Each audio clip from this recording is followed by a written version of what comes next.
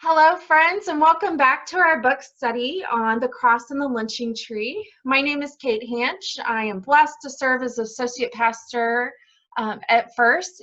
And today I am honored and blessed to introduce Robert Monson. Robert is currently the COO of Subculture Inc. and also oversees content. The mission of Subculture is to eradicate the spiritual, cultural, academic, and sociological barriers that impede Black college students through advocacy, education, and resourcing for the campus, the church, and their local community.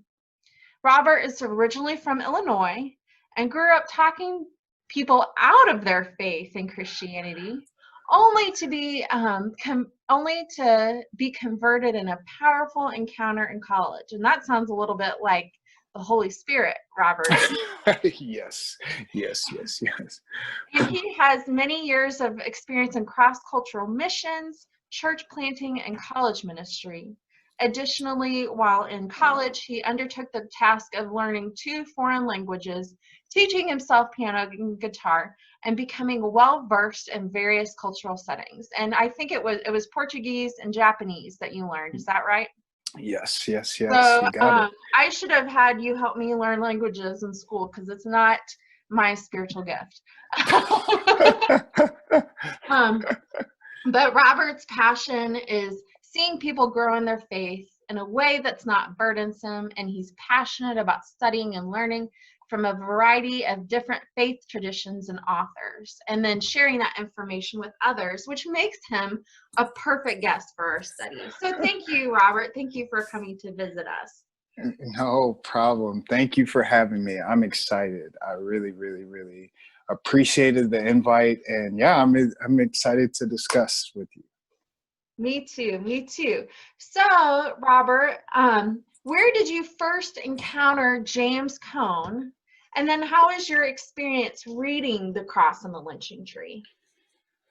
So I first heard of James Cone over a decade ago, and I feel like James Cone was the boogeyman in a lot of circles that I was in. He was referenced, but there wasn't a lot of details given about his ministry and who he was. And so I intuited that James Cone is not something that traditional Orthodox believers, they don't get into his writings. And so I think I had all these nebulous beliefs about him. And I believed over time that he was a wildly racist man. And also that he hated white people. I don't know where, there wasn't like one sermon or one teaching that gave that to me. That was just over time that I believed that, right? And so fast forward to actually digging into researching him myself was probably about 3 years ago, honestly. And as I started to pick up little bits of articles about him and listening to sermons and things, I thought, this guy actually sounds amazing. Actually, I don't know what's the problem. I don't see any lies in what he's saying. And so it demystified a lot of his thoughts. And so The Cross and the Lynching Tree was actually, I read in the past year. And so I was on this journey with other authors and kind of culminated in his work with The Cross and the Lynching Tree. So that was within the past year, to answer you. Well, that's awesome. And I think it's important to get your perspective coming from more of an antithetical one to James Cone to being sort of converted by, which is really, I mean, he's preaching the gospel. Yes. I don't know why people, I mean, he's preaching the gospel. It's just hard for us to hear because the gospel is sometimes hard, right? Right, exactly. So, and I'm asking you this question in particular because you mentioned practical theology. Yes. But Cone calls the Black poets and novelists and artists, he calls them common sense theologians. So Robert, how do you understand this term, a common sense theologian? And why is it important that we have common sense theologians? Well, I'll preface it with common sense theologians are the only theologians that I personally respect. um, because, there's this realm of practical theology essentially that tries to marry the things that we think about God with what is reality around us and what do we do. So it's the place where orthodoxy, the things that we think, with orthopraxy and orthopathy, where they all meet and intersect. And so what I love that he's saying about Black poets, artists, etc., is he's saying that they make things plain in a way that's accessible to people, and they uh, pontificate about heavenly things, or they pontificate about the world around us, and they try to pull on what we know about God and flesh it for people to see. It's why you can go to a painting of the Magnificat, and if it's a Black artist, they would render it in a way that probably would strike your heart in a different way, right?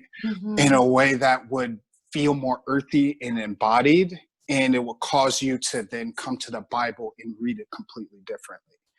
And the other thing that I would say is Black people in general are uniquely positioned to think things and speak things about God because of where they have been historically, where they have been positionally, and the culture that they come out of. So I love that thought about common sense theologians, because they're not just sitting in a room all day writing articles about God, right?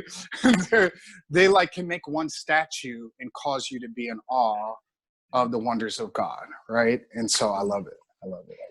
That's a beautiful image.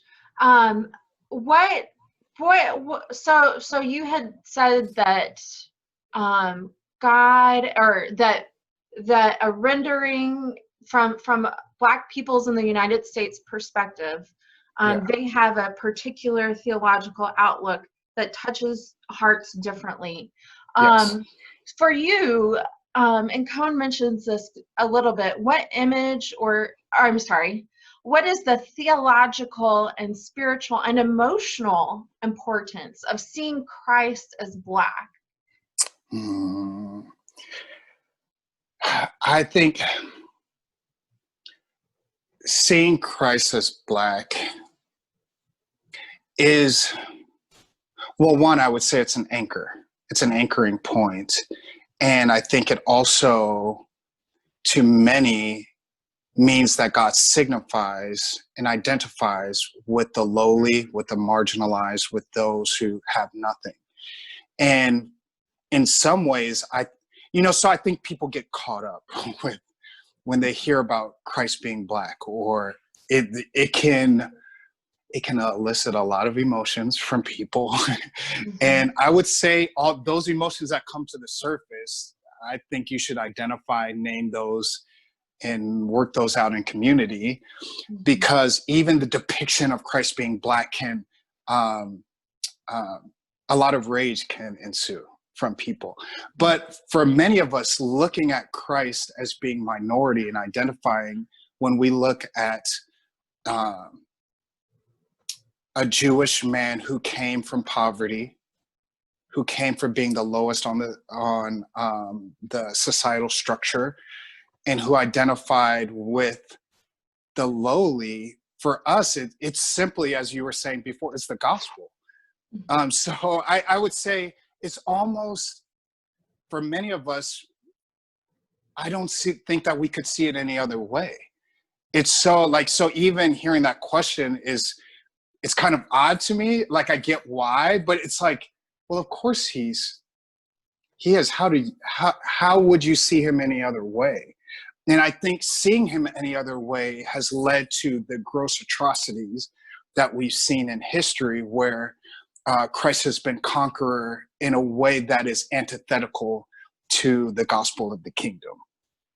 All right? Preach it. And I would say also with that, then when you identify with him being that Black or brown man, then you know his thoughts towards women.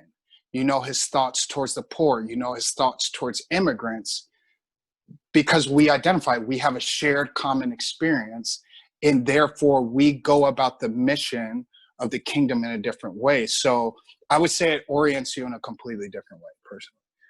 Yeah, somebody had mentioned today something about why is Pontius Pilate included in the creed, and in the Apostles' Creed, which Methodists cite usually once a month, but a lot of yeah.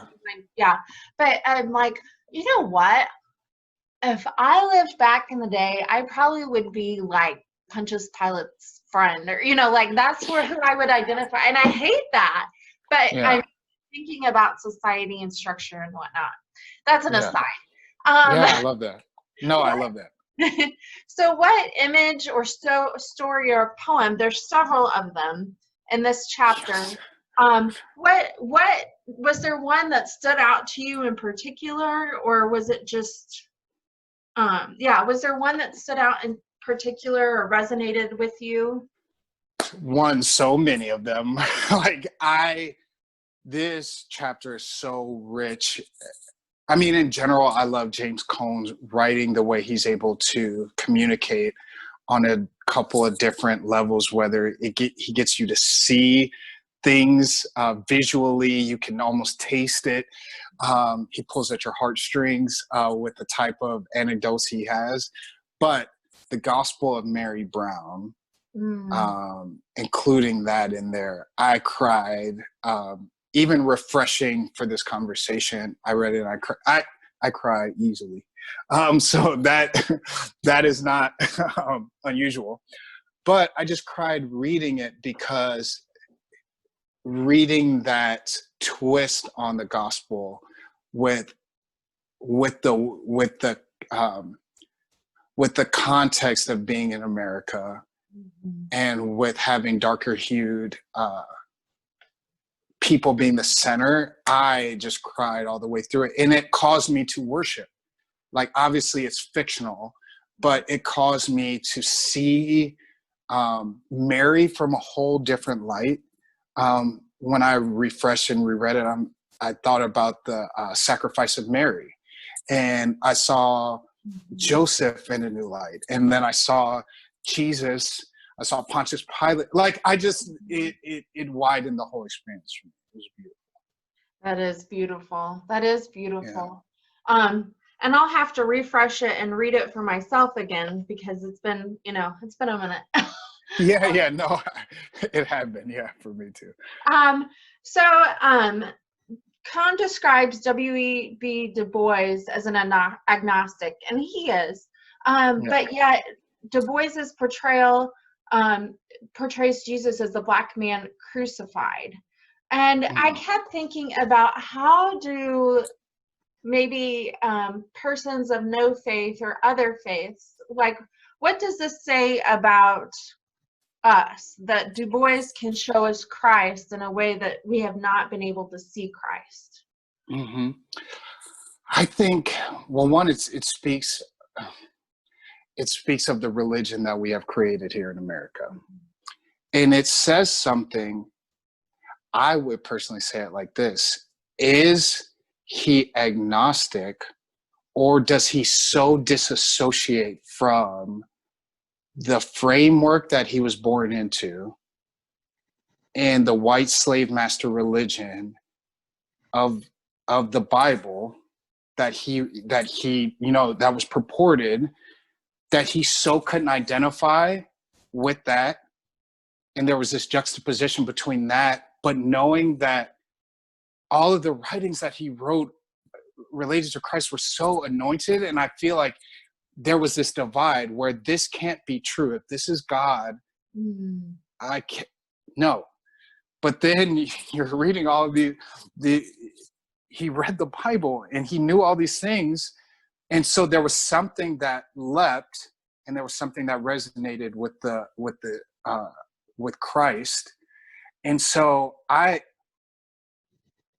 think it's the fact that he could write those words is a condemnation, I think, in an indictment on the religion that was created here, that forced not just Black people, but even white people, to choose between the God that is oppressive and destructive, or the God of the Bible. And I think when we see him at his time, he didn't have all the resources that we did. And so, yes, I think we can classify that as agnostic, but I don't know. We might see him in the age to come. because maybe he's like, I like Jesus, but what is this? And yeah, so go ahead. What do you think?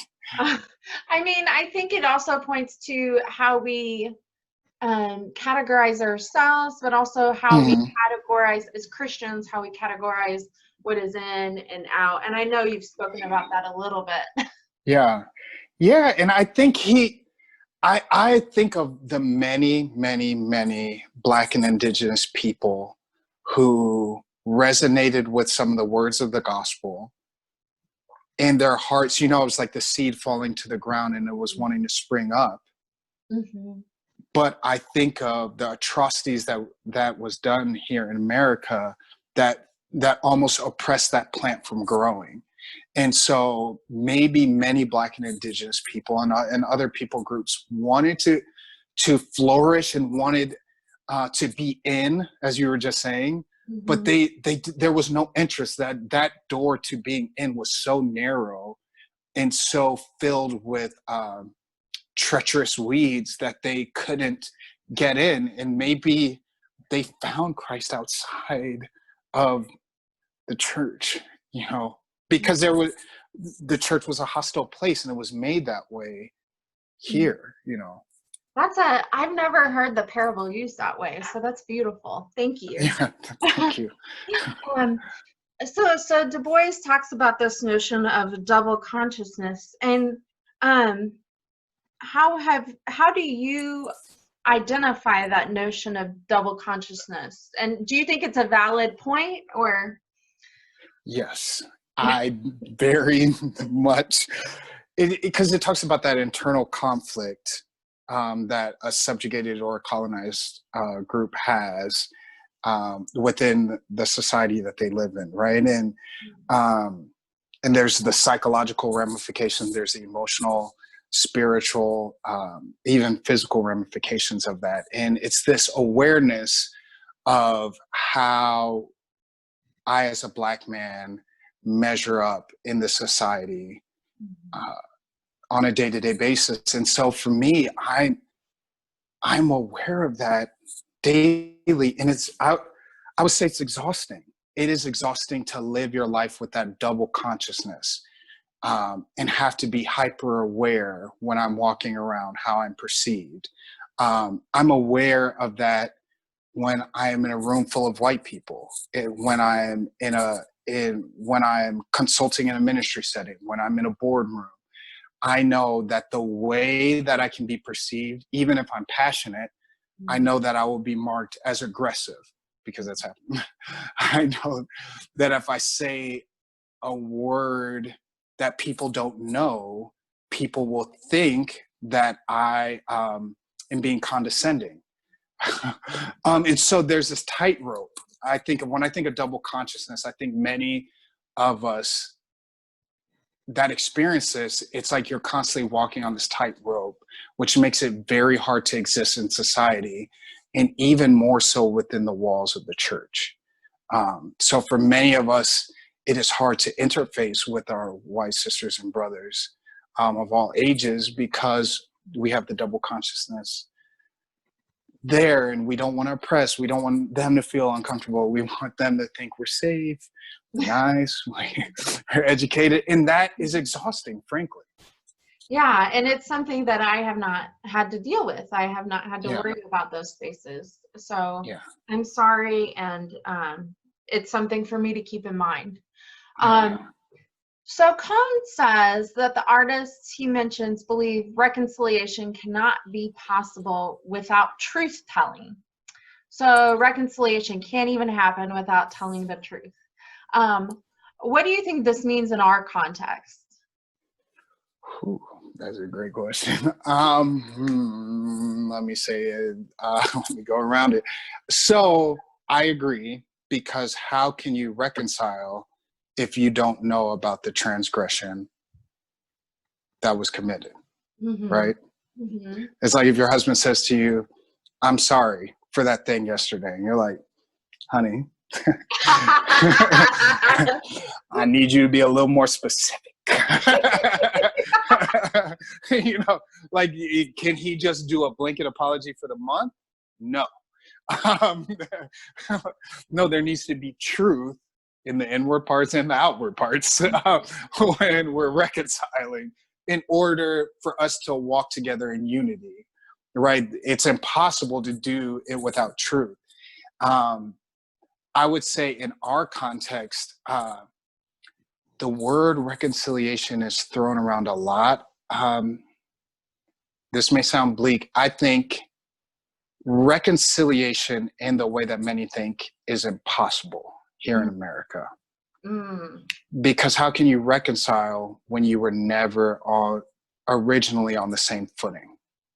Because reconcile implies that there was ever unity, right? You and your husband can reconcile because you have a foundation of love, right? So you're like, okay, I get you. You didn't mean it. I didn't mean it. Boom, we're reconciled. It can never happen in that same way here in America. One, because there's no truth telling. Often when the truth about America's dark history, even recent history, comes up, it exasperates people. People want to move on from the conversation. People want to, let's not talk about it. It makes me feel uncomfortable. I don't want to. But there are ramifications of that truth that are still playing out. I like to tell people I am the first person born in my family with full civil rights. Wow. And I think that hits home for people when I'm ministering. Usually the walls fall down because they might feel all of this angst around systemic racism. And they're like, no, it's not a thing. It's just get over it. Okay. The clock for generational wealth unimpeded started with me. Wow. Literally. So there was no way before me to have a transference of wealth and to live in a society that was free from terror, from redlining, from all different systemic racist problems. And so, sorry, this is a long-winded answer to your question, but so I think we can walk together, but it takes a whole reimagining of what America could be. But it does start with truth telling. I do agree with that. It starts with having stamina, endurance to stick in it, to hear the ugly truth, to hear the truths of even recent history of men being lynched, to hear the recent truths of the GI Bill, where Black veterans were denied the GI Bill. So when they came home from war, they did not have access to this money that their white veteran brothers did. And so white veteran brothers were able to purchase homes while Black men were left in the cold. And so stating that truth is the start of a journey, is a start of a process, I think. Yeah, and it's really, again, it's rooted in scripture, telling the truth, confessing our sins, and only when it is confessing and telling the truth can we even work toward what the next steps might be. I agree wholeheartedly. So, so how has James Cone's work, and maybe this book in particular, how has it shaped your faith and how you view God and how you view others? Sorry, that made me emotional. I think the first thing that it's done is it's given me permission to have dignity in being Black. Mm. And previous to this, I think largely unintentionally, I believed theologians and deep preachers were white. I think I was just, my upbringing as a Christian has been studying all the greats in theological history, which have only been white men. So I to say largely only. And, and reading James Cone and others started to give me this confidence that Black people and other people groups know God. That's the first thing. And there was a dignity and a beauty there as I started to pore over James Cone's words in The Cross and the Lynching Tree. And plug for his other book, one of his other books, My Soul Looks Back, is one of my favorite books of all time. And he goes on a journey of saying how he grew up in the Deep South and his journey through different seminaries, and all of the racism that he endured and all of the racism his parents endured, and how he came to understand that God loves Black people. And that was revolutionary in that day. Yeah. Because before that, people didn't even think that Black people had souls. And so James Cone came at a time in history where he was wrestling with, is segregation God's will? And that was a heretical view of the day. That James Cone was saying, this is not God's will at all. And so he's in seminary trying to pontificate on, no, I think God likes Black and brown people. I think he loves them. And that was so radical for people. Hence the demonization. And so it's given me dignity. It's given me courage for the work that I do currently, in knowing that when I get pushed back, that I have a forefather in the faith who endured even worse than me. And so it's like a Hebrews 11 for me. He's kind of in that vein for me. It's like, oh, this is a person that's in the great cloud of witnesses that has gone before me, and that I can do it. I really can do it. And I don't have near the amount of impediments that James Cone did. And I also want to say that what it's given me is confidence in Imago Dei, in the need for a bridge between the races.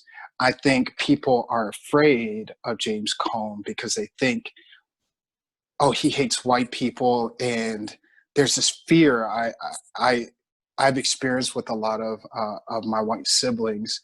But for me, it has not radicalized me against white people.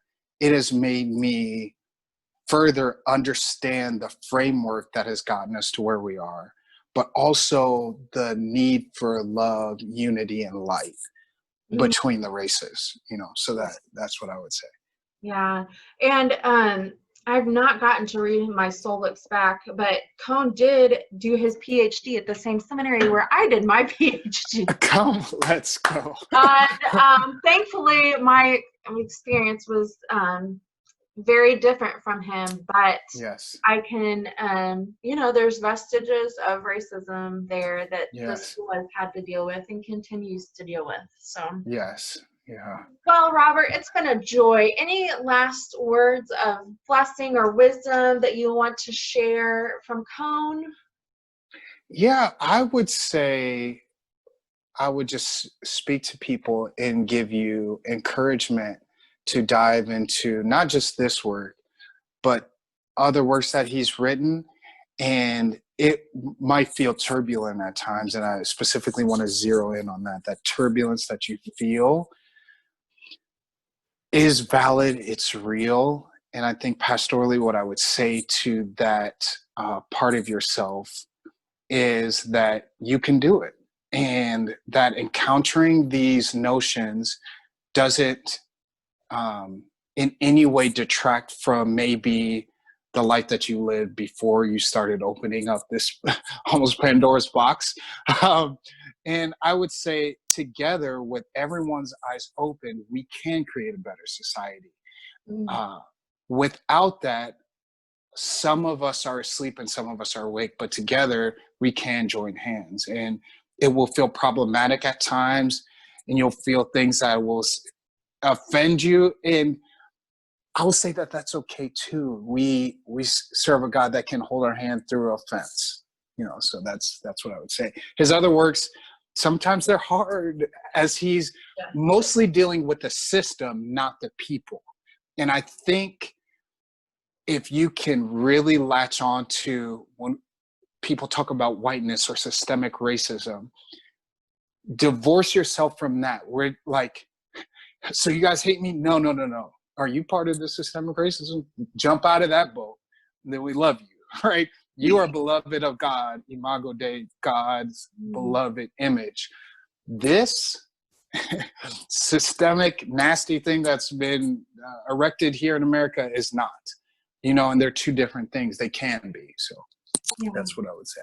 Well, thank you for Robert for blessing us and having this conversation with us, and blessings to you and your continued ministry. You're doing gospel work, friend. Thank you. I appreciate it. Thank you so All much. Right. Take care. Bye. Bye.